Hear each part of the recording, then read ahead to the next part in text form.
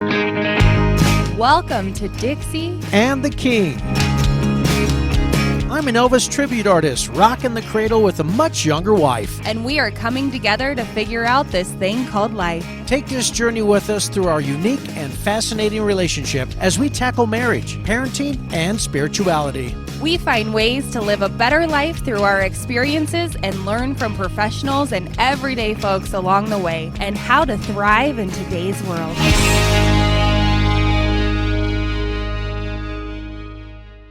Welcome back to Dixie and the King. My name is George Gray. And I'm Dixie Gray. And we are continuing on with our wonderful podcast. I think this is number 3. Yes, it is. 3 of 300 for this year, I think is what we're aiming for. No, actually, we're going to try and drop one at least once a week. And if you're just tuning in for our third podcast, we hope that you like the first one and the second one. And as always, you can contact us by going to our website, which is dixieandtheking.com, or email contact@dixieandtheking.com. So I was so excited for this particular podcast because the one thing that Dixie and I like to do is we like to travel. And whether it's in the States or out of the States, probably more so out of the States because Yes. we are beach people. And we like to go to foreign countries. And let's see, we've been to Cozumel a couple times and Aruba for our honeymoon, which was wonderful. You Yeah. could not buy a bad meal in Aruba. And then the Grand Caymans. We've been there, 2 or 3 times. So Right. we're really beach people. So I'm going to turn it over to Dixie because every year we try to get somewhere by the beach to kind of reset our inner person, so to speak. And she has a very good friend that helps with travel. So, Dixie? Yeah, well, and the big thing for our family is our kids have a lot of crap. They have a lot of toys. Their rooms are filled. Like, I can't possibly cram any more stuff in there. I hate clutter, and so it gives me anxiety going into their rooms. So we've really tried to steer away from things and give our kids experiences. So back in 2019, seems like forever ago. It was a long time ago. A long time ago. We decided we wanted to go to Mexico. We were going to take the family of 7, the 2 of us, his 2 girls, my 2 girls, our baby. Yep. And in July of 2020, we were going to celebrate our anniversary. And all of our kids' birthdays are between the end of May, June, July. into August. And then ours are in October. Right. So, yeah, our birthdays were separate. But we had our anniversary and all the kids' birthdays in there. We thought, let's go on a big family trip. So I have a great friend. Her name is Amanda Owens. I love this woman dearly. And I knew she had been involved in travel, so I called her up and said, I want to go to Mexico. So I would like to introduce to you my dear friend, Amanda Owens. Hi, Amanda. Hello, guys. Hello. Thank you for having me. This is new for me, so bear with me because I've never done anything like this before. Oh, you look great. Everything's going to be a lot of fun. And we're excited to have you because you were so instrumental on helping us. Now, normally when we booked our travel, a lot of it was because I became involved as a scuba diver. And to get certified, I had to go down to open water in Mexico in Cozumel. And that's where I got certified and fell in love with Mexico. Dixie prior had been to Mexico several times. So we were thinking beach, we were thinking Mexico, and like Dixie was saying, she gave you a call because you can help people with their travel. Well, and so Amanda, can you just tell us a little bit about yourself? Why would somebody call you for travel? I consider you an expert, so yeah. Oh, thank you. Thank you. I'm truly not really an expert. I just love to travel. I had the pleasure and the blessing when after I graduated from high school, about a year after I graduated from high school, I traveled with a group called Up With People. And I traveled I did 12 countries in 12 months. And I came back and said, I want to travel as much and as often as I can. And I had the travel bug. So at the time, that would have been a while ago. That was about 1996, probably. There was a travel trade school in Fort Collins at that time, and I went to the travel trade school, graduated from there, and then worked at an agency in Loveland. Pretty much I've been working with that agency since I started. So what is that now? Almost 25 years. And I love it. I've seen the industry change so very much from when I started. The travel trade school is actually no longer there. But I love to travel, and I love to send people on their vacations. I love to plan special vacations for people because I believe that it changed my life. It changed me as a person. The experiences I had, with people as well as with my family. I love it. I think it's one of the most important things you can do for your kids, is expose them to different cultures and different people. I think it opens their minds. I think it makes the world a little smaller when you realize how similar we really truly all are. And I think it keeps you in touch with that humanistic aspect of everybody's human, no matter how different or wherever you're at. And I love it, and I believe in it. And it's my favorite thing to do. I love to send people on a special trip. I love that everything works out. However, this year has made that very challenging because there's not a lot of that happening these days. But I agree that what George said, that whole reset, recharge for marriages is so important. For families, it's important. For individuals, it's important.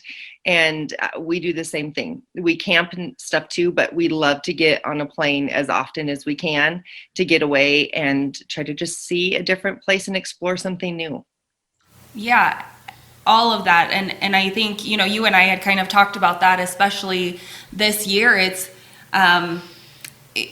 felt like George and I got to this place where we almost felt more like business partners. And I was like, we need to get away from this chaos. We need to get out of here, and we need to reset. So I want to go back to when I called you up and I said, Amanda, I want to take my family to Mexico. You said what to me? I said, okay, why? First of all, I love Mexico. Let me say this. I love Mexico. My goal is to get my family there this summer. My kids have never been to Mexico. So my goal is to get there this summer. I love Mexico, but I know how much you guys have been there. You've been to Cozumel. You've been to Riviera Maya. You've been to Cancun. You've been to those areas. And Mexico is easy from our area. It's very easy. It's very inexpensive. It's really a no-brainer. It's a get on the plane and go. It's all inclusive. You don't leave your wallet in the room for the whole time. It's a very affordable to do from our area. But I also know you guys did Aruba. I know you guys like to adventure and explore new places. And my favorite country of all of them that I've traveled to is Costa Rica. Costa Rica. When Dixie said, hey, what do you think about Costa Rica? I'm thinking, isn't that Central America? Because when you think about how the world is, you got El Salvador down there and Nicaragua, and, they're having issues and all that kind of fun stuff. My initial thought was, wow, that's kind of far away. But in reality, it really wasn't that much further than Mexico. It's not. And now, typically, Costa Rica is fascinating to me. I love the culture of Costa Rica, but it is Central America. But what's super cool about that is they have no military, and right. Being where they're at, that's shocking to me because that's a pretty volatile part of the world. And they take all the money that they would put into military and they put it into their arts and education. They have a higher literacy rate than the United States does. Wow. They also have the only children's hospital in all of Central America. Their culture is just really unique, and it's safe and it's beautiful. And they have just done a really neat job. I think that you've heard this everywhere you go down. There's Pura Vida, Pura Vida, but it's really it's not just a motto for tourism. It's truly something that they have thread through their entire culture, and I just love it. I fell in love with Costa Rica. I went before I even had kids. I went on an agent trip down there we did 7 days. And toured more inland. I wasn't in the same area you guys were in.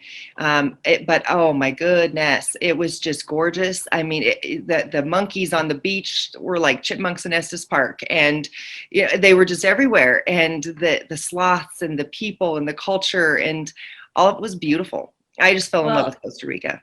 And we absolutely did too. And the one thing I wanted to kind of chat about is, you just described kind of how you visited Costa Rica, and you knew that we'd be traveling with a 1-year-old. And so our trip looked a little different, because, you were very mindful of helping us have the kind of vacation that wouldn't be super stressful for us and that would be easy for our kids, because we have the 2 adult daughters. We wanted something that they would enjoy, but also my 11-year-old and 8-year-old and then 1-year-old. They don't want to be in a car for hours and hours traveling to different places. So you set us up with an all-inclusive in Costa Rica. Yeah, they have a really neat beach area in the Guanacaste area up there, kind of up by where you guys were at, Tamarindo and all that. It's beautiful up there. It's a newer area for their tourism sector. And when I say newer, maybe 15 years or so, but they've tried to do it to try to draw some of those people that are typical Mexico travelers, that want something a little different. It's still got the all-inclusives, it's still got the beach, and you can go and you can experience a new culture. You can be in a different country. The flights are fantastic. United and a lot of the airlines have now gotten some really easy connection flights and flights that go down there, and nonstops too. There's a few of them, handful of them, but that's kind of the answer to the people that have done Mexico and want something a little different.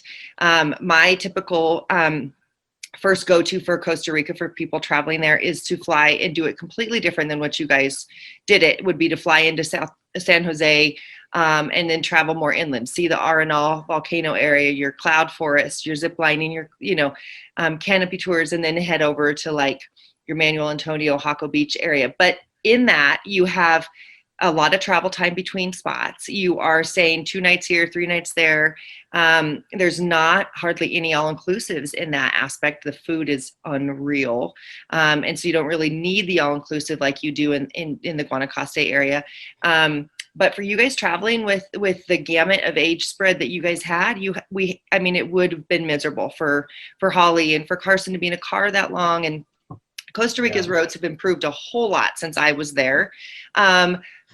And that's not saying much. But they are windy and they're narrow, and it's not just super easy to hop in a car and go with littles. And so you guys wanted a beach and you had the littles, and it was close enough. You could do a day trip here or there if you wanted to do a few different things like you guys did into the rainforest.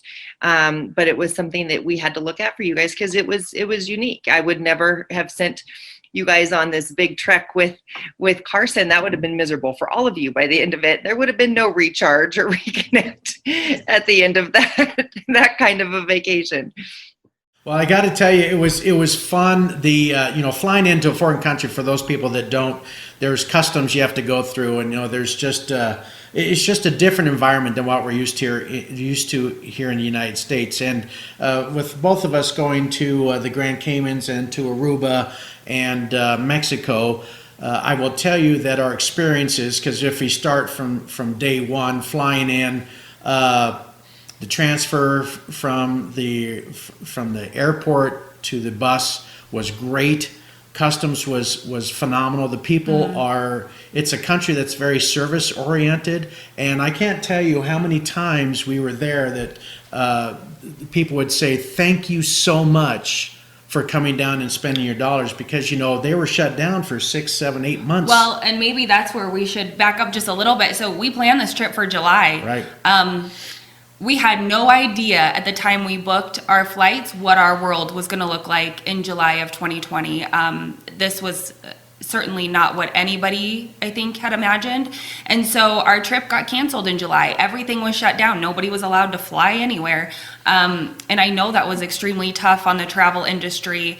And when we looked at rebooking, we thought, we had no idea how long this thing was going to last. So, maybe very naively, I thought, well, maybe by December this will be over. So let's plan a Christmas trip. This will be lovely to take our kids on a trip for Christmas. And initially, I think you told me that I was insane because you can't just randomly a few months before book a Christmas trip. In a normal year, that would have been crazy. My general rule is you have Christmas booked by spring break, and you know what I mean, or even earlier than that.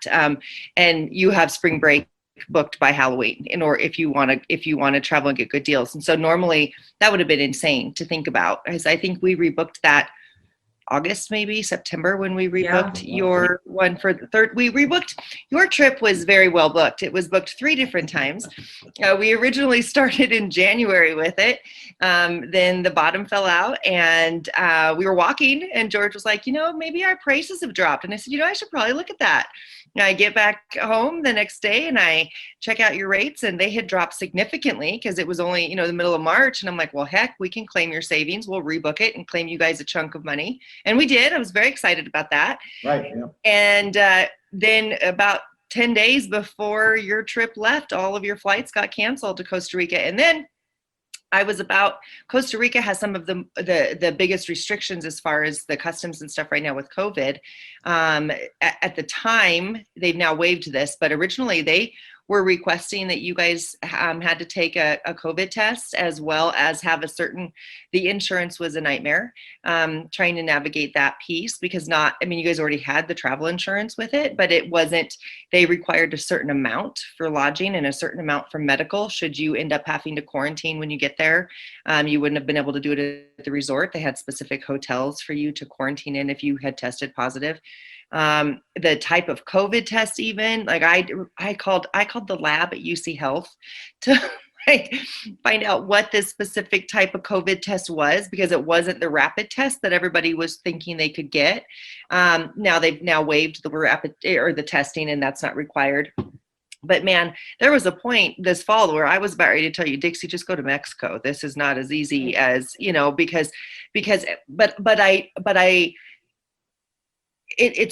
this pandemic has, everybody's focus is on, of course, jobs and restaurants and bars, and those are a big deal. But I don't think people understand the impact that this has made to the travel industry worldwide. I mean, this is like you were saying, George, with them thanking you for being there. That's their bread and butter in those countries, in any of them, but especially in the countries that struggle economically. Tourism is a major piece of their economic structure. And when that has taken a hit, it's not easy to recover from. And so it's very important to get back out there.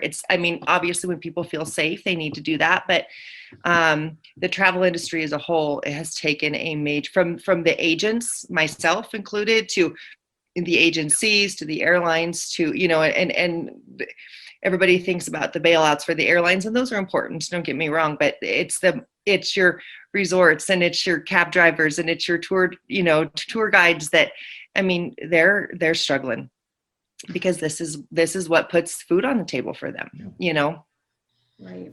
So we land, and the shuttle guy was phenomenal, and I think it was about a 45-minute trip, I think, from the airport to the resort.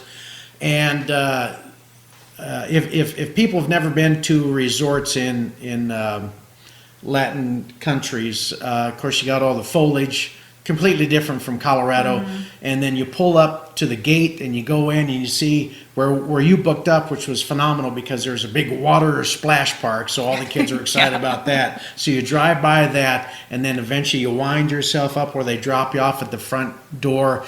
And it is just phenomenal. As a matter of fact, we're going to put some pictures up periodically through this podcast so people can see what we're doing. And there it was, the Rue Palace, and it was just gorgeous. You walk in there. Now, I will say this: when you first walked in, they had some infrared cameras, and you stand there and they take your temperature just to be on the safe side. Now, because their restrictions are very similar to what they are here in the United States, and basically it is, please, if you will, wear a mask when you're inside. Not so much outside, but it's just like around here, please wear. So we did that for 99% of the time. But the front counter is gorgeous. The people are just so friendly. And the cool part is it was decorated for Christmas. Yes.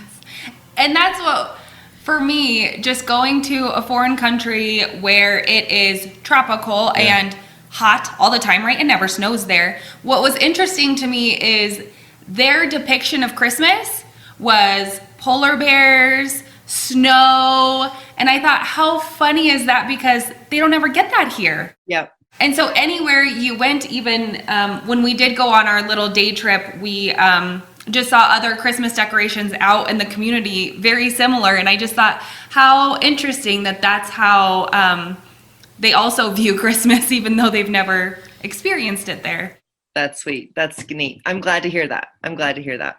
So we get to our rooms. Of course, everybody's excited. We have to go outside. And the resort is just immaculate. Everything's trimmed. There's flowers blooming. You got beautiful palm trees. People are out there sweeping constantly, and they're all going hola and buenos dias and all that kind of thing. Very Spanish speaking. There wasn't not that we had a problem with it. I'm not very fluent in Spanish. I can pick out a little bit, but they were all just so appreciative. And then, of course, we had to walk down to see the pools, and then we had to go down to see the beach. So like I said, periodically through this podcast, we're going to throw up some of our pictures. So we're there. We have a beautiful night's sleep, and now it's time to go down for the breakfast. Now, all-inclusives, for those people that may not know, everything, you don't pay additional for anything. So all your meals and your drinks, whether they're non-alcoholic or alcoholic beverages, it's all included when you're on the resort. And I always find this interesting because my first experience out of the country was in Cozumel when I went diving and got certified. And the food is just amazing. And they had this buffet spread that was just, it went for a mile long. And they had everything there from chicken to pork to beef and potatoes. Don't forget the guacamole. The guacamole is my favorite at those buffets. It was really good. But I will tell you that sometimes their description of the meal may not be something that you recognize. So my first trip down there, when I thought, I'm going to try some of those roasted potatoes. Yeah, not potatoes. They were roasted plantains, yeah, which is like a banana. So it was interesting. The first couple days, you're doing a lot of hunt and pecking to find out, what you like to eat. And then you come to the dessert aisle, and oh my gosh, their desserts, it was like going to a 5-star restaurant, an upper scale restaurant. Honestly, they'd have them in little cups and different layers of jellos and puddings and toppings. And I will tell you that as Americans, are extremely spoiled when it comes to food, particularly with desserts. Desserts that we like are extremely sweet. Down there, they look amazing, not so sweet, but you actually get used to it. They're amazing, yeah. It's just absolutely amazing. So the food so far, the accommodations, the sleeping was great, and the food was phenomenal. Did you have any of the star fruit that hang from the trees down there in Costa Rica a lot? Morgan and Lauren did. Yeah. His girls, I don't know that they were super fans of it, but I liked the way they looked. I loved. Yeah, they're beautiful. Yeah. Decorated the glasses with them and the star fruits, and they were just all over resort. One of our resorts had bushes and stuff with them. They were really cool. It's the first time I'd ever been there. I'm like, what? I had no idea. Well, and I was so blown away. So we've taken my girls to Cozumel before, and Grace has gotten her hair braided before. And so she really wanted to get that done this time. So we went, and they're like, oh yeah, you get that done at the spa. Well, I wasn't expecting much. I mean, the last time she got it done, it was like some lady on the beach. The side of the beach, yeah, with some hair stuff, right? We go in. This place was gorgeous. It was a spa. It was a 5-star, beautiful spa. The salon was amazing. It was like legit. And it wasn't very expensive either, like you would think. You can always tell when you can spend a lot of money for hair care. But when you walk in a place and it's beautiful and smells great and the floors are clean and everything, you're thinking, this haircut's going to cost me $100. Yeah, I think it was like $25 to get her hair braided, and obviously we tried to tip as well as we could. Just again because we were there over Christmas. We really debated on, is this a good time to travel during the middle of a pandemic with kids and all these things. I'm so glad we went. I am so glad we went. But also, it was amazing how few people were at the resort at Christmas time. And employees that have worked there for 7-8 years, they're like, we have never seen this. It was dead. We had like Christmas Eve, Christmas Day, we were there, and there was a handful of people in the pools. It was actually a great time to travel. You didn't have to fight for a chair. Right. Yeah, it was nice for us that it was empty, but it was very Probably sad. not that way over the holidays. That's typically, I mean, obviously it's, what's happening. It's the pandemic. It's also that Costa Rica's restrictions too, are a lot for Right. people to be like, well, we'll wait and go back. If we were rebooking for anything, we'll go back later, when those are lifted. And so that's not typical for Christmas travel. I mean, there's a lot of people will take a trip, especially a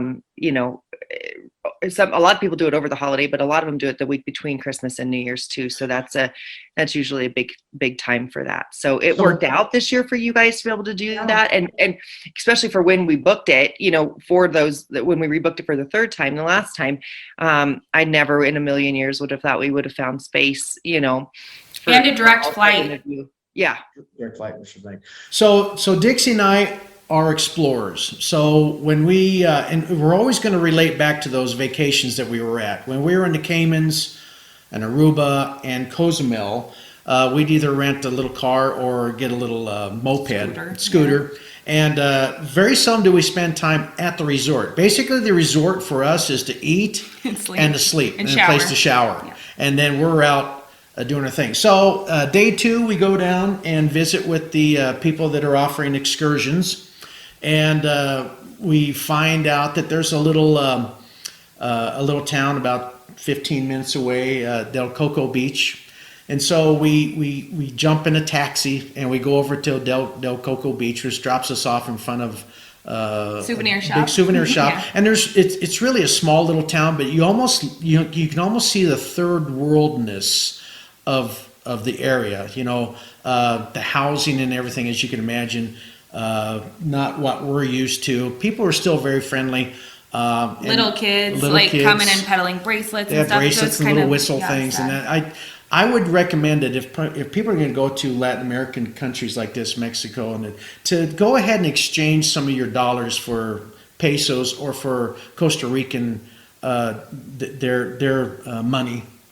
And maybe not necessary if you don't want to buy the thing, but give the little kids a tip because that's how they're raising money to eat. So we should have done more of that. But so we did that, and we come back to resort, and now we're about 2 days in, and now we're starting to think, okay, we need to go and see the wildlife. Because the one thing that you really talked about, and I'll let you explain some of that, and then we'll tell you about our excursion, was the wildlife. Tell us your experience with wildlife. The wildlife in Costa Rica is unreal. I mean, the sloth, the three-toed sloth, I think that I could be wrong, but I think that's the only place in the world you can find it, and it's an endangered species.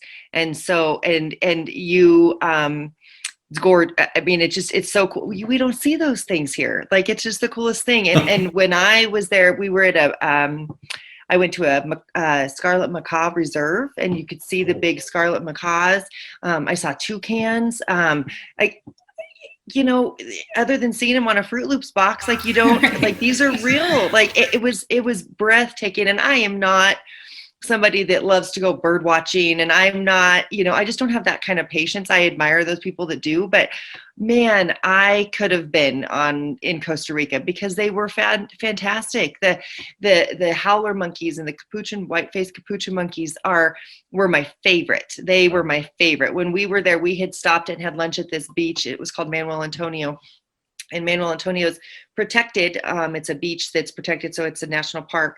And we had our lunches or whatever. And these little white-faced capuchin monkeys come swinging out of the trees, took one of our bags of Doritos and sat and hung upside down just outside of our reach and just ate our Doritos right in front of us and looked at us in the eye like, you can't do anything. It was the personality, and like, I'm like, where do you ever get this chance? Like it was so cool. The sloths, the crocodiles, oh my gosh, saw crocodiles. I mean, just it was so incredible to see. I usually recommend when people do Costa Rica to there's a company I work with called Way to Go Costa Rica a lot, that will do different tours in different cities that you go to, and their guides are so very knowledgeable. Even there are people that'll take you on a transfer. If you're transferring from one spot to another, they will know where to find certain things or can tell you a lot about the local wildlife and the like you said, the greenery, the rainforest, the landscape is just gorgeous in general. So Costa Rica is just, it's fascinating on a lot of levels, and really cool to see all the wildlife and all the neat things. I mean, you Yeah, just don't see them here. so what we did is we hired a driver with a bus right there at the resort, and his name was JC. and good English, and so we took off, and our goal was we wanted to see the sloths, we wanted to get close to the volcano as much as we can. And there's a waterfall there that everybody talks about. So we take off and we hire him for 8 hours. And he takes us over an old bridge, and we stop there, and he talks about when the tsunami came through and the devastation. You can still see the water lines. And oh, look, there's a crocodile floating down in the river. He's just hanging out there. So we're all going, this is amazing. But the cool part about him is as we were heading up to the rainforest, because we were going to go to the sloth sanctuary, is that because he's a Costa Rican, he's telling us all kinds of amazing facts about Costa Rica, which made because it was about a 2-hour drive up, I believe. Yeah. It didn't seem like 2 hours. It was just, he'd pull over and say, hey, look at this house. This is one of the first houses in Costa Rica. Costa Rica is one of the few Latin American countries that's a democracy, which is really cool. And just like you said, they hadn't had an army since 1948. And we drive all the way up. We're going, and we start up the mountain to the rainforest. He says, now you're going to notice a huge change in foliage. And bam, it was just like opening up a door to a totally different decorated room. And it's starting to sprinkle a little bit, and so we're driving up that way, and we go up to the sloth sanctuary, and they were closed. But he said, not a problem. He goes, don't worry, because I'm going, we just spent 2.5 hours in a car with all these kids, and it's closed. So we drive down the road, and he pulls into this little neighborhood. He goes, you guys wait here. And so we're, in this, we're not sure. Very safe, though. And he goes down the hill, and he talks to somebody. And he comes back up, and he says, okay, we're going to go in the back entrance. So by golly, we backed up the hill and went around, and when we got to the sloth sanctuary and got out, and right there next to the building was a baby sloth in a tree. And now we have to be careful because we don't want to encroach on their habitat. And they were really good about making sure that we stayed on the path. They don't want people walking through the rainforest. But we were probably within 4 foot of a baby sloth, just sitting there eating, and he's scratching himself. And eye level. Like, it wasn't super high up in a tree. That was right there, eye level. It was amazing. Absolutely. We saw poison dart frogs, which my Grace has researched like crazy. And so for her to just see one there was amazing. Now, my Holly is not a nature girl. No. Not a nature girl. We get there, the poor thing steps out into an anthill and starts getting bit by ants, so it didn't start well. The other thing, I was not prepared. Again, super naive. We're going to a rainforest. Guess what? It rains. And it rains. So it's like droplets about this big. JC's asking me because we have Carson on a backpack on him because this kid climbs everything. I'm like, we can't be having him running around the rainforest. So he's on a backpack, and it starts to pour. Everybody's having the time of their life, except little Holly's thinking that, she might not make it through. But how many people get to go up to a rainforest and get poured on and see poisonous frogs? And we did actually see monkeys. We saw white-faced monkeys. We saw sloths that were high up, the beautiful rivers, the foliage, and once again, there's some pictures that are going to be popping up. A walking tree. So they have a tree down there that actually, you don't see it. Within 10 years, it might go about 6 foot, but all the roots are up on top, and it kind of walks across So we had a beautiful guide, very knowledgeable. The whole trip was just amazing. And then we go down to the waterfall. We spent some time there. That was a good time. And then the nice thing about traveling with local travel guides is that they know the good places to eat. Because the one thing we wanted to do, and not that the resort food wasn't good, because it was just amazing. But we always like to immerse ourselves into the culture. So we told him when we started, we want to go eat somewhere where all the locals go to eat.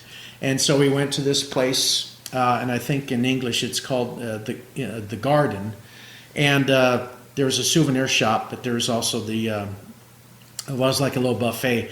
And it was amazing. Just amazing. They eat a lot of fish down there, and a lot of times it's fried. And so I got this big piece of fried fish, and I couldn't stop eating it. It was just so good. A lot of rice and beans, just a wonderful time. The souvenir shop was immaculate, and prices on the souvenirs are actually not bad. Quite reasonable. So we had a great time. Take a lot of pride in their country, and and in their, like I said, in their tourism, and just in general, taking care of people. They want people to be safe. They want people to have fun. They want people to come back.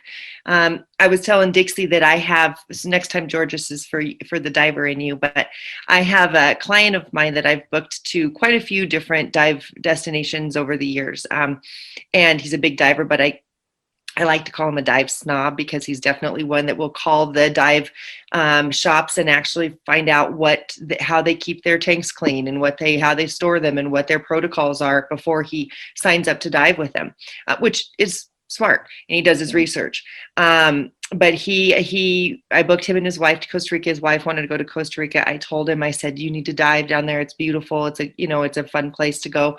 He was kind of reluctant, but we booked him on a dive trip anyway, and he had actually went in, and he had contacted the dive shop where we had it booked. They gave him a tour of the actual shop, showed him how everything, the tanks were taken care of, the oxygen, all of those things.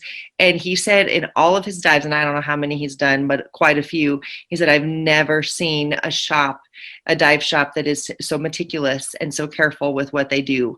And it is just a pride that Pura Vida thing runs through in everything they do. They do everything in excellence, especially with the tourism. And, they have, when I did my trip, it was more inland, but a lot of the beaches, the Guanacaste area is really one of the only areas that you're going to actually see those types of resorts on the beach. Because a lot of them, those beaches are protected, and so the resorts sit up on the cliff overlooking the beaches, and it's a short walk, right there. But you're not going to be sitting on the beach like you have in Mexico, or you do in the Guanacaste area there. And I even hate to call them resorts, because they're more like bungalows or cottages, and they're very upscale. They're beautiful. A lot of them are built on stilts, so they don't disturb the vegetation and the wildlife.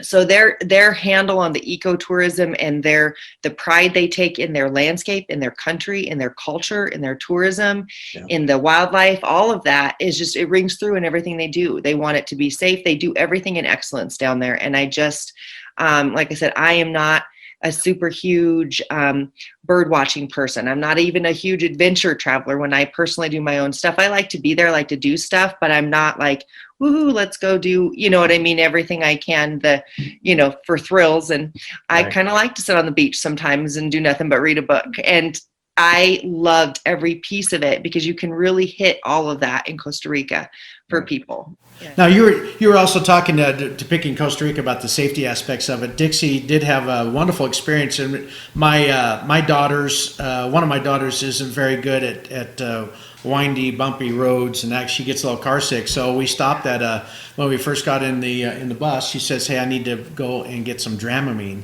and and so he actually gets out and walks into the drugstore with me, tells the people exactly what it is that I need, helps me pay, make sure I got the right change back, because they did not speak English. And then I wanted to get a couple big bottles of water, so he took me to the little grocery store, and the same thing, he didn't let me go in by myself. And he made sure that I got what I needed, and again, I got the correct change back, because they gave it back, I think it's colones. Is that the money? Yeah. So, the exchange rate is like 600 to 1 or something like that, and everywhere's a little different. Yeah, so you got to be careful. And this is in all foreign countries. You're going to have some people, sometimes it's a good idea when you walk into a shop to ask them what the exchange rate is, because Well, there was a difference between in the middle of town and at the resort. In the Right. middle of town, it was like 600 to 1. At the resort, it was 549, and you're like, wait. Yeah, so what? the little shops might be scooping a little bit extra off. It's really not going to add up to a lot, but it's always good to just kind of know. But we really appreciated the fact that he took his time to make sure that Dixie was getting exactly what she wanted and getting the change back. So that in itself meant a lot to us. So now we're back from our excursion. We still have 3 days left, and it goes by fast, as you can imagine. And we're just going to hang out at the pool, and we got Christmas Eve coming up. And they had said this is where Oh, this it's was beautiful. So all the restaurants they ask you, are you feeling okay? It's all about safety. And so we go down for Christmas Eve dinner. It looks like they had set up for a wedding. It was beautiful. The tabletops all had white linen on them. The chairs had were Blue bows. Yeah. and they had a blue light underneath that illuminated the base of the table. And we were one of the first ones there. And they had all the staff were inside before they actually opened the door. And you could tell that they were having a meeting, to make sure, and everything's top notch. I mean, everybody is clean and they're very personable. And so they open up the doors for us to go in, and all the employees line up and they applaud as we walk in. I was like, I feel like I should be applauding we for should them. be applauding Yeah. you guys. You guys are doing a great job. And it just made the whole Santa even came on Santa Christmas Day. came on Christmas Day And It was gave the kids little candy baskets. It was just- we got to take pictures with Santa. Yeah. The other really cool thing that they did was they had professional photographers at the resort. So it was free. Yes. So they say pictures are free, and we're going, yeah, right. We know how this Right? works. So they said pictures are free, and so I said, okay, well, I had made everybody kind of color coordinate because I wanted a good picture on the beach, which I assumed I'd be taking with my cell phone. So he took us down to the beach. He posed us, took a few pictures, did it really quickly within like 15, 20 minutes. 39 pictures. Yeah, so then he goes, okay, you can go back to the shop and you just pay for what you want. So we get there and they start going through, because my fear was either one, I'm going to love them all and I won't be able to afford them, or number two is they were going to turn out really awful and I was going to be so sad because I really wanted these pictures. They were going to be $100 a shot. Yeah, so we get back there, and of course it was the first fear that came true.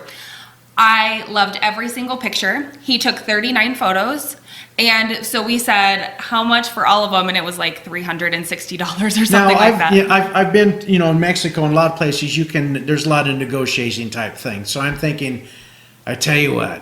Now, he said they're $12 a picture, and we had 39 of them, so that's $400 roughly. I said, I tell you what, I'll give you $150 for all of them. Of course, no, They laughed at him, They laughed at obviously. me. But anyway, so we had to whittle it down to what, 16? Yeah, I think we ended up paying like $150, and it was so worth it. It's 'cause so worth it. They were beautiful, and we hadn't got the chance to take family photos this year. So it just turned out wonderfully. And I was a little scared to travel during this pandemic. I was really worried about, you hear those horror stories of the mask mandates on the airlines. On and airplanes, yeah. You've heard of them kicking off a family with a 2-year-old that wouldn't abide by the mask mandate. And I'm thinking, my little Holly doesn't always pay attention to what she's doing. What if she takes her mask off to eat and forgets to put it on? Are they going to kick us off? Like, what's that going to be like? They were phenomenal. Yeah, I got to tell you, United Airlines. They did a great and job. I think they were the ones in the news about kicking off that 2-year-old. So we're going, oh. They were actually really, really pleasant. They said, please keep your mask on, and unless you're actively eating or drinking. So, you can take it off and do your thing and put it back on. And it really wasn't that big of a deal. And they weren't really hawking over people going, put your mask on, put your mask on. So that was really nice. And then there's a short little video that United Airlines, because we can give them a plug, because that's who we they treated us nice. But they actually showed how they decontaminate the cabins after every flight, and that the percentage of getting COVID, I think, was 0.003%. So they actually made you feel pretty safe for those people that are worried about it or might be at risk? I can tell you in all my travels, 99% of the time in the past, I travel and I will come home and within a few days, you've got some form of something because Right. you were Right. on a recycled air with the airplane. But honestly, I think it's the airplanes have never been cleaner and it's never been more sanitized and sanitary to fly. I mean, honestly, and United has put out, I'm sure it's very similar, if not the same video you guys saw on your plane, to industry people about what their protocols are. Every airline has done that, what they're doing, what their protocols are, what the percentage, like you said, of the chances of even, contracting COVID on the plane are. We flew in June. Was it June or July? We flew to Arizona, and our flight was, barely full. And so, we didn't have anybody next to us. We didn't have, they spaced out the flights real well, the seats real well. I know, Dixie, you were talking about the food was probably the biggest thing because they don't have, they're not necessarily serving meals on the plane. Yeah. When we traveled to Arizona at that time, there wasn't a lot at DIA that was open restaurant wise. And the same thing in Phoenix, there wasn't a lot open. So it was more grab and go, and the lines there were crazy. So if you didn't have time to stand in line and grab and go, you were hungry on the plane. So that was probably the biggest, honestly, thing I didn't anticipate when we traveled was that hiccup. But other than that, the planes, the people, everybody just seemed very, very, just kind and willing to work. We're all in this together. And I think sometimes we forget that. And so, they're trying to do their job to keep it safe for everybody else so that people will continue to fly again, so that they do feel safe again. And so we have to wear the masks, and you got to, do your job to do the same thing. And, it works. And together, I think we'll get there. But I think it's never been safer or cleaner to be on a plane. Well, exactly. It was probably the cleanest I've ever seen it. And I will say, again, as leery as we were to travel in the middle of a pandemic, and our family looked at us like, what are you guys doing? You're really going to take, and we had friends tell us, you're really going to take your baby on an airplane into a foreign country in the middle of a pandemic.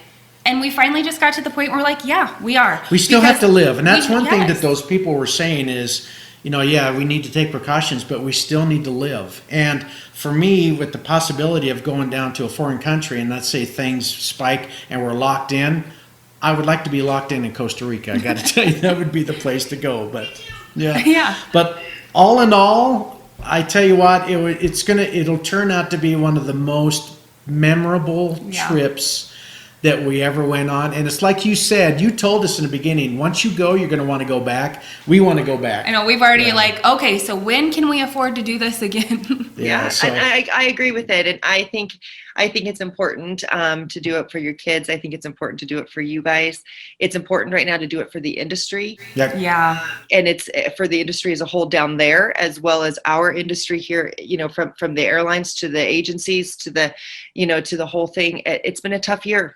It's been a tough year, and you guys did it responsibly. You did not do it uneducated. You were not uneducated in what you did. You made sure you dotted your I's and crossed your T's, and I double checked to make sure your I's were dotted. Yeah, and your you did a T's great were job. crossed, Yeah. and made sure that you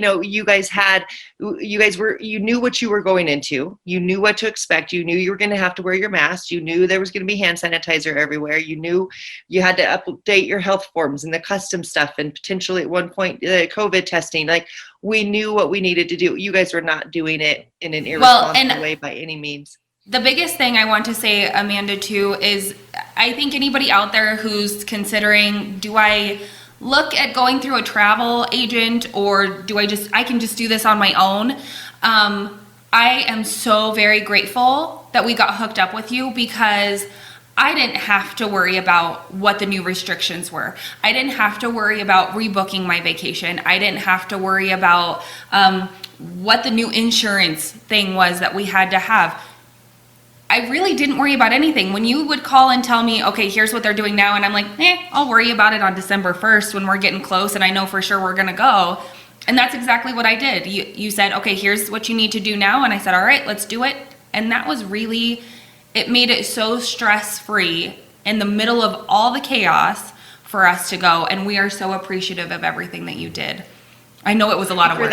I'm going to plug travel agents for a second, just simply because I've done this for so long. And I know I'm a bargain shopper when it comes to everything, but I'm a bargain shopper myself personally for travel as well. Like you want to get the best deal, you want to save that. And most travel agents are there just to serve you, and they're there to have that background knowledge. A lot of travel agents, most of them that I know have been in the business for years, are very well trained.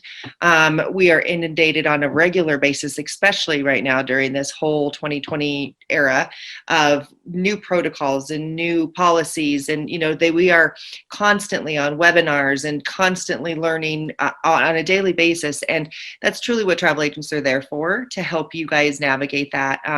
I have one in particular booking that I have spent over 20 hours just on hold during this pandemic. And so that's something that my client would have had to have done. And you know what I mean? And so at the end of the day, that's a value, and that's something that travel agents bring. And I can't speak for all travel agents out there, but I know for us personally, we don't charge very many fees outside of, the tour companies pay us commission. So I don't charge fees additionally to my clients. There are certain exceptions, for air only stuff, we don't get paid. So I charge for that. And there are, in big groups and stuff like that, there's planning fees and stuff like that. But usually that comes off the cost of your trip. It's not in addition to, it's just to ensure my time is taken care of.